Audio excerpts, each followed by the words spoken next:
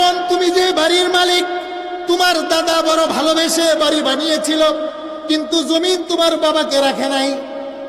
তোমার যে বাড়ির মালিক তোমার বাবা ছিল, তোমার বাবা বড় ভালোবেসে তোমার ঘরে খাট পালং বানিয়েছিল।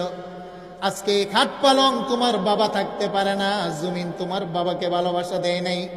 তুমি আজকে যে জমিনের জন্য হয়তো মারামারি, হিংসা, বিদ্বেষ, আল্লাহর নাফরমান, আল্লাহ রাসূল ছেড়ে, হালাল হারাম ছেড়ে যারা জমিনের 1 বিঘা মাটির জন্য আজকে এত মিথ্যা, এত অবৈধ সম্পদ, এত রাহাজানি, এই জমিনের মাটিও কিন্তু তোমাকে ভালোবাসা দিবে না।